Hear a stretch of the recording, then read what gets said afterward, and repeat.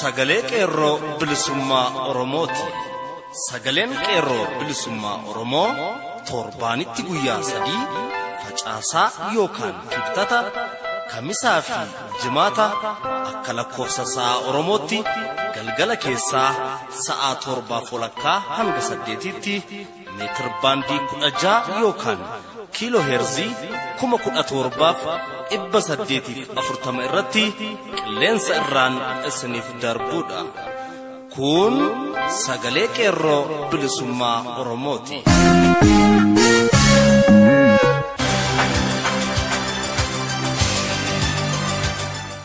Amajjii 24 bara 2017 harka fuuni akkam jirtu kabajamoo fi jaallatamoo dhaggeeffattoota sagalee qeerroo bilisummaa Oromoo. Kun qophii sagalee qeerroo bilisummaa Oromoo kallattiin Oromiyaarraa isiniif darbuudha. Akkuma beekamu jalqaba irratti oduu karaa jaal michuu lammii isin biraan keenya. Itti aansuun barruu haala yeroo irratti barraa'e jaalle biiftuu galgaloo isin biraan geessi. Walleen warraaqsaas qaama sagantaa keenyaati. Isin keessummeessaa kan isin waliin turu ansuu keessaa aroorootiin. Hanga xumura sagantaa keenyaatti nu waliin tura. Amma kallattiin gara jaala oduu dubbisuuttiin isin dabarsa. Akkam jirtu dhaggeeffattoota sagalee qeerroo bilisummaa Oromoo. Oduu guyyaa har'aa kan isiniif dhiyeessu an michuu lammiiti.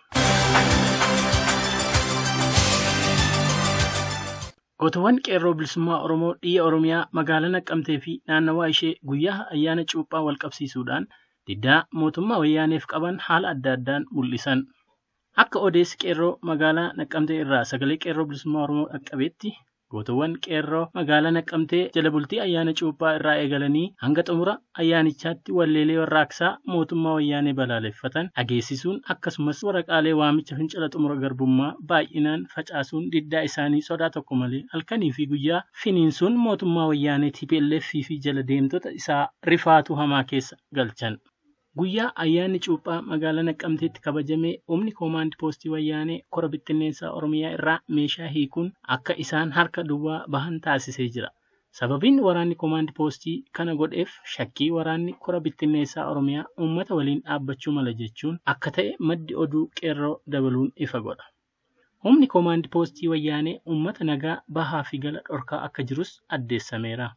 Yeroo ammaa gaaffii mirga qeerroo magaalaa Naqqamtee gaafataniin walqabatee namoonni hedduun ukkaanfamanii hidhamaa kan jiran oggaa ta'u guyyaa ayyaana cuuphaa kana dargaggootni 4 kan yeroof maqaan isaanii adda hin baane waraana koomaandi poostii wayyaaneen hidhamuu qeerroon qabaaseera. Baqattoonni Oromoo Somaalilaand keessa jiran amajjii 22 bara 2017 fedhii isaanii malee humnaan qabamanii mootummaa abbaa irree wayyaaneetti dabarfamaa jiraachuu oduun sagalee qeerroo bilisummaa Oromoo dhaqqabe ifa godha. Tikootni mootummaa wayyaanee fi hidhattoonni Somaalilaand wal ta'uudhaan baqattoota Oromoo Somaalilaand Hargeysaa fi naannoo ishee jiraatan mirga baqattummaa isaanii sarbuudhaan jumlaan qabanii gara Itoophiyaatti deebisuu irratti argamu jechuun gabaasni sagalee qeerroo bilisummaa Oromoo dhaqqabe ifa godha. Hanga ammaatti baqattoonni Oromoo 200 ol ta'an mootummaa wayyaaneen fuudhamanii gara sirna jalaa dheessanitti deebifamaa jiraachuu maddeen kunniin hubachiisaniiru. Baqattoonni kunniin daangaa ceesifamanii gara biyyaatti fudhatamuunis himameera. Amajjii 23 bara 2017 warraaqsi biyyoolessa fincila xumura garbummaa Oromiyaa keessaan wal qabatee barattoonni Oromoo Yuunivarsiitii Arbaa Minch ammas hidhamaa barnoota irraa ari'amaa fi dararaa hamaan goolamaa akka jiran ibsame. Yuunivarsiitii Arbaa Minch keessatti hiriira mormii baatan kan jedhuun barattoonni Oromoo 27 ta'an hidhamuu fi kanneen keessaa barattoonni 4 guutummaatti barnoota irraa ari'amaniiru. Addatti fincila xumura garbummaa Oromiyaa keessaa wal qabatees ammas barattoonni Oromoo Yuunivarsiitii Arbaa Minch hidhaa fi ariisaa irraa hafan mooraa yuunivarsiitichaa keessatti humnoota sirnichaa farreen uummataa ta'aniin doorsifamaa fi reebamaa jiran. Barattoonni Oromoo Yuunivarsiitii Arbaa Minch keessaaf haalli baruu akkaan ulfaataa akka ta'e kan ibsame yoo ta'u dhiibbaan kun akka ga'u kan taasisaa jiran jala deemtota wayyaanee miseensota oppidoo ta'uun barameera. Mootummaan naannoo Tigraay mootummaa naannoo Somaalee kan Abdii Ilee jedhamu waliin waliigaltee uumuudhaan lafa uummata Oromoo saamuuf walii galan. Akka odeeffannoon dhoksaan ba'aa jirutti waayiloonni wayyaanee kanneen akka Barakat Simoonii fi Abbay Tsaayyee dhoksaan mootummaa Somaalee waliin walii galuun lafa uummata Oromoo mootummaa Somaaleet gurguruuf mootummaa Itoophiyaatiif maallaqa miliyoona 12 mootummaan Somaalee kan maqaan isaa Abdii Ilee jedhamu wayyaaneef dhoksaan kenne.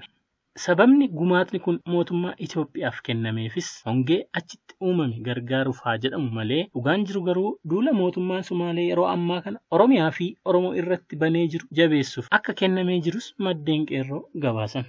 Mootummaan saamtuu fi murna bicuu wayyaanee torban darban keessa ilmaan Oromoo magaalota Finfinnee keessa jiraatan maqaa marii haala yeroo irratti mari'atu jedhuun hiraarsaa akka ture saaxilamee jira.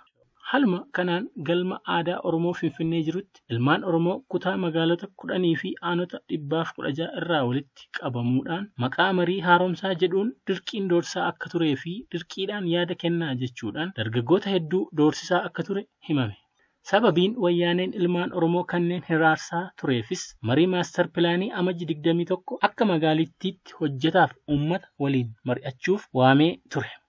Akka maddeen himanittis ilmaan Oromoo dargaggoo marii kanarratti hirmaataniif qarshii 200 tokko isaaniitti laattee yaada faallaa ta'e akka hin kaafneef holola kijibaa fi sossobbaadhaan dargaggoota Oromoo kanneen gidirsaa akka tures eerame. Garuu sossobbaa fi kijibni mootummaan abbaa irree wayyaanee raawwachaa ture hagam carraaqus shirri wayyaaneen xaxaa ture kun harkatti fashalaa'uu qeerroon magaalaa Finfinneerraa sagalee qeerroo bilisummaa Oromoo qaqqaban gabaasan. Loltoonni wayyaanee fi poolisoonni liyyuu hayil waliin ta'uudhaan lola hamaa jiraattota godina Harargee Bahaa aanaa Maayyuu Mulluuqee irratti geggeessaa jiraachuun himame. Akka maddeen qeerroo achirraa gabaasanittis lola hanga ammaatti mootummaan faashistii wayyaanee uummata godinichaa irratti karaa loltoota isaan geggeessaa jiruun lubbuun namootaa hedduminaan akka darbaa jiru himame. Manni uummata naannichaa hedduunis jiraattota jalaa ibiddaan barbadaa'ee jiraachuunis ibsamee jira. Hanga ammaattis lola kanaa wal qabatee araddaaleen 5 to'annaa loltoota kanaa jala ooluu addeeffamee jira. Haaluma wal fakkaatuun aanota hedduu godinaalee Gujii, Baalee fi Booranaa keessattis rakkoon kun itti fufee jira. Aanaalee gammoojjiin haguugaman kana keessatti hongee uumameen jiraattonni hedduun beelaaf saaxilamanii akka jiranis dhagayamee jira. Jiraattota rakkoo beelaaf saaxilamanii jiran kanaaf gargaarsa dhiyyeessa jedhamee osoo yaadamuu mootummaa wayyaanee jiraattota godinichaa irratti duula duguuggaa sanyummaa humnaa fi aangoo qawweetti fayyadamuudhaan lola geggeessaa akka jirullee ibsamee jira. Namoonni hedduun aanota kanneen keessatti poolisoota liyyuu hayiliin gara laafina tokko malee ajjeefamaniiru. Qabeenyi baay'eenis jiraattota jalaa waraana weerartuu wayyaaneetiin saamamaa jiraachuunis gabaafamee jira. Araddaaleen hedduunis humna waraana weerartuu wayyaanee liyyuu poolisiitiin akka qabamanii jiran illee addeeffamee jira. Uummanni godinichaa ammayyu taanaan mootummaa abbaa irree wayyaaneef hin jilbeenfannu jechuun loltoota mootummaa wayyaanee waliin wal'aansoo hamaa wal qabaa jiraachuu gabaafameera. Dargaggoonni Oromoo ammas godinaalee Oromiyaa hunda keessaa humnoota tika wayyaaneetiin ukkaanfamaa fi ajjeefamaa akka jiran ibsame. Haaluma kanaan magaalaa Dirree Dhawaa keessa ilmaan Oromoo qaroo biyyattii ta'an hedduun isaanii adamsamanii hidhamaa jiraachuun himame. Jiraattonni akka jedhanitti torbee darbe keessa magaalaa Dirree Dhawaa keessa yoo xiqqaate maatii tokkorraa namoonni 3 qabamanii achi buuteen isaanii wallaalamee jira. Namoonni kanaan dura hidhamanii bahanis ammas hidhaaf barbaadamaa akka jiran ibsameera. Oduu biraan godina Wallagga Bahaa jala jiran keessaa wayyaaneen kaabinoota isaatti garagaluudhaan hidhaa jiraachuun himame. Godina Wallagga Bahaa aanota kanneen akka Kiiramuu, Giddaa Ayyaanaa, Limmuu Galiilaa, Nunnuu Qumbaa, Hadaree fi Eebantuu keessatti hojjettoonni waajjira mootummaa wayyaanee keessa ta'anii uummata Oromoo aanota kanneen keessa jiraatan gidirsaa fi doorsisaa turan ofuma isaaniifiyyuu wayyaaneedhaan shakkamuun mana hidhaatti guuramaa jiraachuu qeerroon achirraa ibsan. Akka odeessi naannoo sanarraa dhufaa jirutti hojjettoonni mootummaa fi kaabinoonni sirna nama nyaataa abbaa irree wayyaaneef amanamuudhaan waajjira mootummaa wayyaanee keessa hojjechaa kanneen turan yeroo ammaa maqaa kiraa sassaabdummaa jedhuun wayyaaneen isaanumatti galagalee shakkuudhaan mana hidhaatti isaan guuraa jiraachuu qeerroon naannichaa gabaasee jira. Kaabinoonni hedduunis hanga ammaatti aanota Wallagga Bahaa jala jiran keessaa wayyaaneen isaanumatti galagalee hojii keessaa isaan konkolaachisaa akka jirullee himamaa jira. Hanga ammaattis kaabinoonni mootummaa wayyaanee bukeetti akka qaroo ijaatti ilaalaman 100 ol godinoota Wallagga Bahaa jala maqaa kiraa sassaabdummaa jedhuun mana hidhaa wayyaanee keessatti guuramanii jiru. Kanneen keessaa kaabinoonni aanaa Kiiramuu keessatti wayyaaneef lukee ta'anii uummata gidirsaa turan Amsaaluu Jaallataa bulchaa bulchiinsa aanaa Kiiramuu, Bayyanee Qanaatee itti aanaa bulchaa aanaa Kiiramuu, Gammachuu Adabaa itti gaafatamaa waajjira barnootaa aanaa Kiramuu, Kaabbadaa itti gaafatamaa siivil sarvisii aanaa Kiramuu fi kanneen biroo maqaan nu hin geenye aanaa Kiramuu irraa guuramanii mana adabaa godina Wallagga Bahaa Jaatootti dabarfamaniiru. Maqaan kaabinoota aanaalee biroo ammaaf nu hin geenye. Fuulduratti qabanne isiniif dhiyaana. Oromoon yeroo kadhatu horiin kan abbaa horee haa ta'u, dhugaan kan abbaa dhugaa haa ta'u jedhee kadhata. Wayyaaneen kaleessas har'as uummata Oromoof gara laafina tokko akka inni hin qabne eenyuufuu gaaffii miti. Garuu hedduun keenya maalummaa wayyaanee utuu hin hubatiin oliif gad bobaa ishee jala fiignee isheef gugguufnee hojjennuyyuu wayyaanee biratti amanamanii hafuun hin jiru. Yeroof akka garaa isheetti nutti fayyadamtee boorummoo numatti galagaltee akka qodaa cabaatti nu gatti. Walumaa galatti kanneen mooraa diinaa keessa teessanii bobaa diinaa fi kaayyoo diinni baasee isinitti gad buuse galmaan ga'uuf jecha uummata keessanitti garagaluudhaan uummaticha kanneen hiraarsaa fi ajjeesaa kanneen jirtan yeroon isin gara uummata keessanitti garagaltanii uummata keessan duukaa hiriiruudhaan mooraa qabsoo bilisummaa Oromoo jabeessuu qabdan amma ta'uu qeerroon gad jabeessuun dhaamsa jabaa isiniif dabarsa. Dhumarratti Ibrahim Hajii Komishiinarii Poolisii Oromiyaa gaafa irreecha uummata Oromoo waan ta'an duwwaaf dabarsee harka diinaatti gurguruun kan ficcisiisaa ture torbee darbe keessa hojii isaa irraa ari'amee jira. Lukeen diinaa kun badii duraan uummata Oromoo irratti raawwateef osoo ittiin gaafatamiin boodana ammoo uummata harka qullaa irratti liyyuu poolisii bobbaasuudhaan wayyaaneef utubaa ta'uun akka uummanni dhumu godhee ture. Haa ta'u malee yeroof wayyaanee bukkeetti haa amanamu malee torbee darbe keessa hojiirraa ari'amee jira. Hojiirraa ari'uun gahaa miti. Yakka isaaniitiif seeratti dhiyaatee adabamuu qaba. Bakka isaa ittafaa tolaa ramadamee jira. Ittafaanis gantummaa warra isa duraatiirraa baratee aantummaa uummata isaa akka agarsiisu waamicha dhiyeessinaaf. Egaan dhaggeeffattoota sagalee qeerroo bilisummaa Oromoo oduun guyyaa har'aaf qabanne dhiyyaan asumarratti xumurama. Qophiilee keenya hafan waliin turtii gaarii.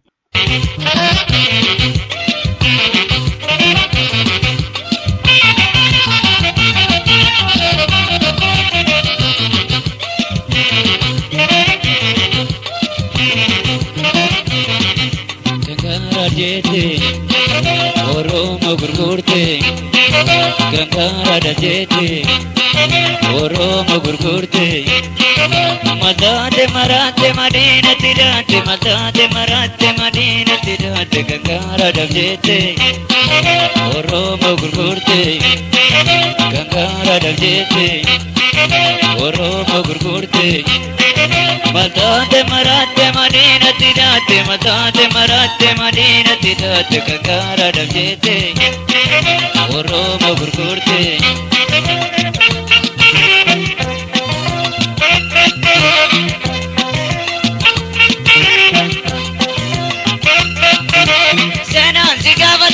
Baba onumu Digil manorama dangale namu Lubuna tajete gorate kasawan Ekeran zai riba siduwan Lubuna tajete gorate kasawan Ekeran zai riba siduwan Senan sikavata baba onumu Digil manorama dangale namu Murmi atajete gorate kasawan Ekera sai riba sidowan Murmi gorate kasawan Ekera sai riba sidowan Yaada hatattamaa qabsoo uummata Oromoo yeroo ammaa godhamaa jiru irratti yeroo keessa jirru kana sochiin qabsoo bilisummaa saba Oromoo guddatee sadarkaa olaanaa gahuurraa kan ka'e namni Oromoo ta'e hunduu karaa tokko ta'ee falmachuun karaa biraa saboonni biraa akka keessaa qooda fudhatan ta'ee jira. Namoota muraasa dhuunfaa mataa isaanii hordofan irraa kan hafe irra guddaan Oromoo hiree isaa akka sabaatti ofii murteeffachuu filata. Warri fedhii dhuunfaa isaanii hordofan waan barbaadan haa argatan malee qabsoo bilisummaa Oromoo yoo gufate dhimma irraan qabani. Dhiigni uummata Oromoo akka lolaa gannaa dhangala'aa jirus isaan hin mararu. Yeroo wayyaaneen obboleessa isaanii ajjeesee darbu isaan ammoo boorsaa isaa keessaa waan qabu fudhatanii reeffa isaa bineensa daggalaaf dhiisanii deemu. Sabni Oromoo ilmaan yartuu akkasii horee qabaa jennee waliin gaafannu. Kana bara baraan agarree jirra. Yeroo har'aa kana waan wal gaafachuu fi irratti mari'achuun qabamu gaaffii tokko tokkoon keenya maali yoo goone lubbuun diinaa gabaabbachuu danda'a isa jedhu ta'a. Nama Oromoo ta'ee dhalatee duwwaa osoo hin taane uummata impaayera Itoophiyaa keessa jiru maraaf diinni duraa TPLF akka ta'e gadi fageessinee hubachuu qabna. Keessattuu uummata Oromoof gaaffii jiraachuu fi jiraachuu dhabuuti. Mootummaan TPLF kun ilmaan Oromoo waloon araddaa Oromiyaarraa dugugee balleessuuf irratti xiyyeeffatee jira. Kan agaazii xiqqaatee waraana Sumaalee liyyuu poolis jedhu leenjisee hidhachiisee uummata keenya irratti bobbaasaa jira. Gochi kun haala lama of keessaa qaba. Inni duraa ilmaan Oromoo fi qabeenya Oromoo barbadeessuudha. Inni lammaffaa yoo milkaa'eef uummata Oromoo fi uummata Somaalee walitti diruuf akkasumallee wal ficcisiisuuf shira ba'eedha. Qabsoon bilisummaa saba Oromoo gargaarsa uummata bal'aa waan qabuuf of duuba deebi'a jennee yaadda'uu irra dabarree jira.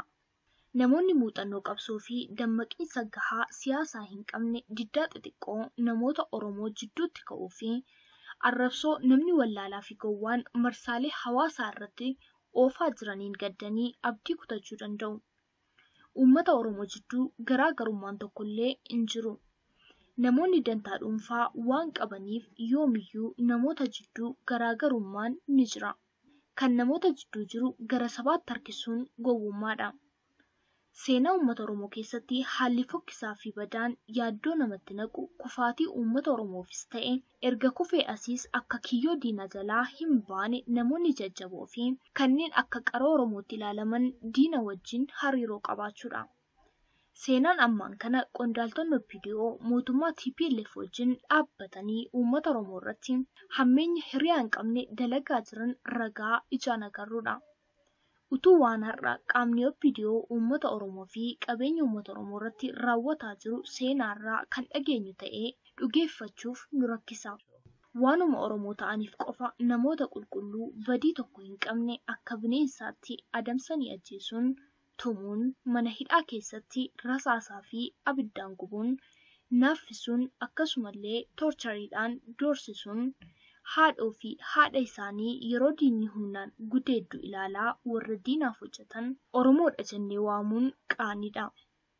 Warri akkasii kun gatata. Waan afaan Oromoo dubbataniif malee Oromummaa of keessaan qabani. Warra kana qabsoon bilisummaa uummata Oromoo diina wajjin isaan haxaa'ee balleessuuf boodan jedhu. Qabsoo bilisummaa saba Oromoo keessatti yaadni adda addaa jiraachuu fi ijaarsi adda addaa jiraachuun waan haaraa miti. Yoo dhugaa dubbachuuf ta'e haalli qabsoo Oromoo keessa jiru baay'ee haala nagaadha. Qabsoo uummata Oromoo ragaa bifa kana qabu kanaan duras ta'u ammas injifannoon akkasii qabsoo bilisummaa Oromoo keessatti mul'atee hin jiru. Dhugaa dubbachuuf yoo haasofne ijaarsa adda bilisummaa Oromoo kanaan dura ture keessaa namoonni yeroo adda addaa sababa garaagaraaf jecha bahanii jiru. Namni tokko akkuma fedhii isaan seene yoo isaaf hin taane fedhii isaan dhaaba keessaa bahuuf mirga qaba. Garuu maqaa ijaarsaa fudheen baha jechuun faayidaa maalii qabaaf? Ijaarsi akeekaa fi kaayyoo irratti ijaarameef irratti hundaa'ee maqaa abbaatuuf baafate. Yoo maqaadhuma ijaarsa uummanni kaawwatee jiru falmachuu barbaachisaa ta'e argamillee hojiin malee ololaa fi nama abaaruun ta'uu hin qabu. Ijaarsonni maqaa uummata Oromoo dhawwatan dhakaa tokkollee haa taatu diina uummata Oromoo isa duraa kan ta'e mootummaa TPLF irratti darbachuu malee ijaarsotaa fi ilmaan Oromoo abaaruu fi arrabsuun hatattamaan dhaabbachuu qaba. Yoo kana hin taane warri badii kana oofan humna TPLF jiraachisuu socho'aa jiran keessaa tokko tahanii qabsoo uummanni Oromoo gochaa jiruu fi dhiiga dhangala'aa jiru isaan akeekkachiisuu qaba. Ijaarsi uummataaf dhaabbate akeekaa fi kaayyoo dhaabbateef ibsachuun ijaarsa isaa ijaaruu miseensa haaraa hammachuu ofiin guddisaa fi qaramaa deemuudha. Karaa biraa ijaarsa ormaa abaaruu fi waan ijaarsi biraa hojjechuu dadhabe odeessaa ooluun qabsaa'aa naman godhu. Haalli kunis namas hin ijaaru.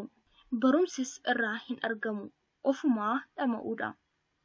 Ofis dhamaanee uummata keenya kiyyoo gabrummaa jala tursiisuurraa Waaqayyo nu haa oolchu. Yoo waan ijaarsi Oromoo tokko hojjetu nuuf hin taane Oromoota yaada keenya qaban barbaannee waliin ijaaramuu qabna. Ijaaramuuf immoo eenyumarraayyuu eeyyama fudhachuu hin qabnu. Ijaaramuu hin dandeenyu yoo ta'e ammoo warra xiqqoo yaada keenya fakkaatu wajjin dhaabbannee qaqqajeelchaa akka yaada keenya fudhatan gochaa qabsoo uummata keenyaa keessatti qooda fudhachuun barbaachisaadha. Utuu dhaaba keessa hin jiraatin miseensi dhaabi tokko bakka bu'uu qaba jedhanii iyyaa oolunii fi holola kijibaan lafa cabsuun seera siyaasaa fi ijaarsaa kan hin taanee fi eenyu birattiyyuu fudhatamaa kan hin qabnedha. Dhaaba tokko jijjiiruu yoo barbaachisaa ta'e keessa seenanii isa dabee qajeelchuu, nama hin hojjenne ilaa fi ilaamiin irraa buusanii nama dandeettii fi muuxannoo qabu bakka buufachuun waan hin danda'amneef hin jiru. Akka hawwii koof qofa utuu hin ta'in akka haalli yeroo barbaachisaa ta'ee jirutti tokkoon dhala Oromoo qabsoo kana keessaa qooda fudhachuu qabna. Waraana bilisummaa Oromoo fi qeerroon bilisummaa Oromoo lubbuu isaanii qaalii ta'e wareeguudhaan halkanii fi guyyaa diinaan kokkee wal qabaa wareegamaa jiru. Warri wareegama lubbuu kennuun irra hin jirre immoo gargaarsa qabeenyaa, meeshaa fi haamlee gochuun kan filmaata hin qabnedha. Warri waraana bilisummaa Oromoo fi qabsoo bilisummaa Oromoo irratti hammeenya yaadanii fi hojjetan lukkee diinaa waan ta'aniif adda isaan baafachuu qabna. Namoonni Oromoo hedduun biyyoota hambaa keessa jiran warra hin baranne, hin dammaqnee fi hojii diinaa kan uummata isaanii adda baasanii hin hubannedha. Kanaaf jecha waanuma isaanitti fakkaate marsaalee miidiyaa irratti barreessaa fi odeessaa oolu. TPLF humnaan Oromoo facaasuuf basaastota lakkoofsa hin qabne nu keessa facaaftee jirti. Hojiin tokko keenyaa warra hojii diinaa raawwachaa jiruu fi warra wallaalummaaf dogoggoran adda baasuu qabna. Warra dogoggoran abaaruu fi arrabsuu dhiisnee dammaqsuu, barsiisuu fi gara qabsoo uummataatti deebisuu qabna. Warra diinaaf hojjetan haleellaan lukkee diinaa irratti godhamuu qaba. Uummata keenya duguuggaa sanyii jalaa oolchuuf tokkoon keenya itti gaafatama dhalootaa qabna. Utuu lubbuun dhaabbannee jirru yoo sanyiin keenya lafarraa bade jiraachuun qaaniidha. Akka adeemsa TPLF yeroo kanaatti dhumaatiin saba keenyaa karoorfamee jira. Saba keenya dhumaatii jalaa oolchuu kan dandeenyu biyya keessaa fi alaa akka nama tokkootti kaanee TPLF dura yoo dhaabbannedha. TPLF amantii, naannoo fi ganda warra kanaa yookaan warra sanaa kan jettuun qabdu. Hunda waliin lafarraa haxaa'aa jirti. Yeroon kun yeroo waa'ee siyaasaa teenyee geerarruu miti. Yeroo uummata keenya badii jalaa oolchuuf waan qabnu qabannee dirmannudha. TPLF biratti nagaa qabsoo gochuun akka nu baasaa hin jirre argaa jirra. Waan qabnuun ofirraa ittisuu fi warri duuba jirru waan qabnu warra dura jiraniif dabarsuun haa jajjabeessinu. Maanguddoonnii fi abbootiin amantaa Waaqayyoo akka uummata keenyaaf humnaa fi jajjabina kennu kadhachuu qabu. Namoota Oromoo jarjartiin gama qabsoo booressuuf tattaafataniif gorsa kenninaaf. Uummanni keenya baay'ee hubamaa jira. Cinqiin uummanni keenya keessa jiru kan boqonnaa nuuf kennu miti. Hundi keenya kan seenaan nurraa eegu gochuun dirqama keenya. Injifannoo uummata Oromoof. Barreessaan barruu kanaa Damee Boruutii Qalamni Keenguun ittiin jenna. Horaa bulaa.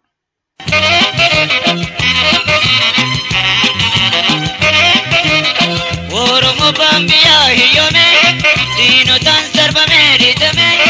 Oromoo Bambiyaa hiyyome diinotaan sarbamee dhiitame.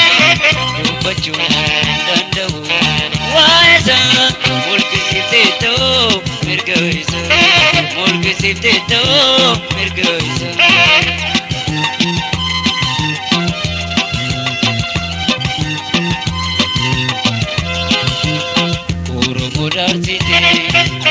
Egiritu weste lammi belesite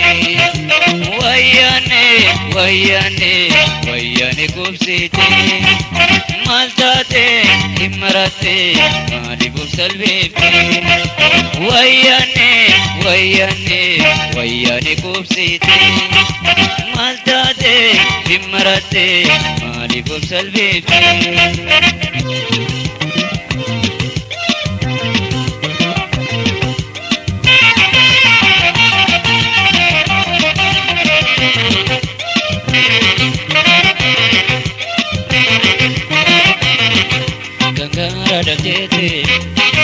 Oromo gurgurte ganga gangara dabjete Oromo gurgurte Madate marate madina tidate madate marate madina tidate gangara dabjete Oromo gurgurte gangara dabjete Oromo gurgurte madate marate madina tidate madate marate madina tidate gangara dabjete Oromo gurgurte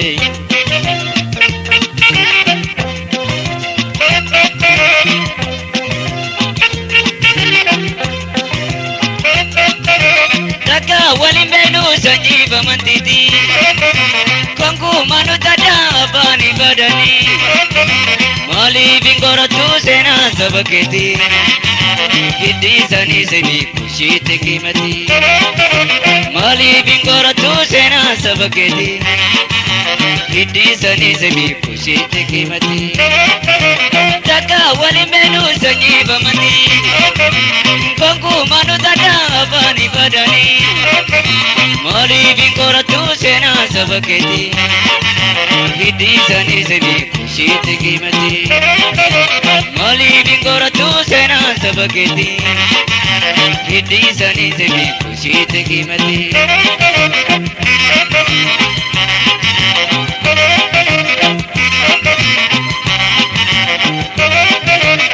Bani tida lagde angara sena tigal mae taera Bani tida lagde angara sena tigal mae taera Karshi boro lumuda tijate Oromo mahori maji jirte Oromo mahori maji jirte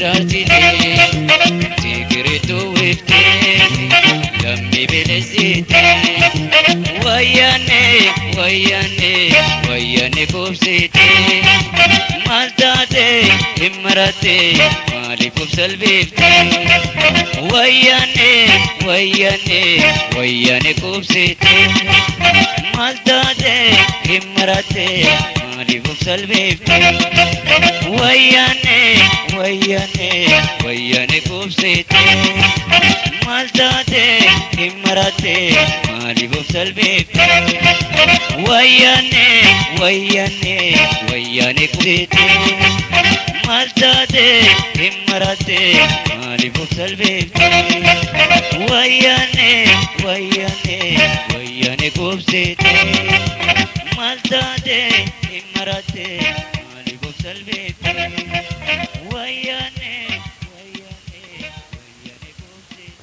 Egaan dhaggeeffattoota sagalee qeerroo bilisummaa Oromoo qophiin keenya guyyaa har'aaf qabannee dhiyaanne asuma irratti goolabamaam waan nu dhaggeeffataniif galanni keessan bilisummaa haa ta'u sagantaa keenya guyyaa biroon amma wal agarruutti nagaan nuuf tura injifannoon uummata Oromoof gadaan gadaa bilisummaati.